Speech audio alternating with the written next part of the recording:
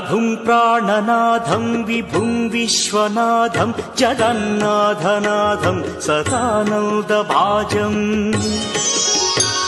भवद्भव्यभूतेश्वरं भूतनाथं शिवं शङ्करं शम्भुमीशानमीडे गळेरुण्डमालं तनौ सर्पजालं महाकालकालं गणेशाधिपालम्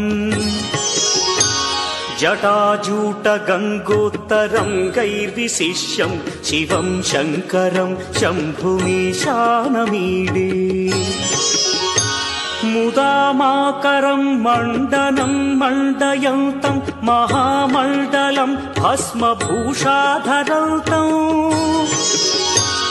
अनादिं ह्यपारं महामोहमारं शिवं शङ्करं शम्भुमीशानमीडे वटाधो निवासं महाट्टाट्टहासं महापापनाशं सदा सुप्रकाशम् गिरीशं गणेशं सुरेशं महेशं शिवं शङ्करं शम्भुमीशानमीडे गिरीन्द्रात्मजा सङ्गृहीतार्थदेहं गिरौ संस्थितं सर्वदा पन्नगेहम् परब्रह्म ब्रह्मादिभिर्वन्द्यमानं शिवं शङ्करं शम्भुमीशानमीडे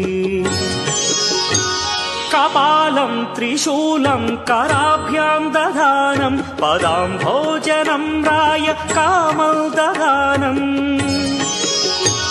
बलिवर्धयानं सुराणां प्रधानं शिवं शङ्करं शम्भुमीशानमीडे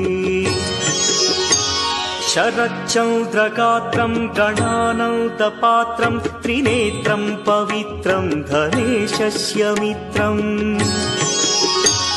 अपर्णाकळत्रं सदा सच्चरित्रं शिवं शङ्करं शम्भुमीशानमीडे हरं सर्पहारं चिताभूविहारं भवं वेदसारं सदा निर्विकारम्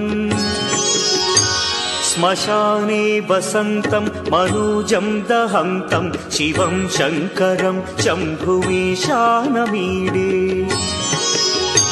स्वयं यः प्रभाते नरः शूलपाणे पठे स्तोत्ररत्नं गृह प्राप्य रत्नम्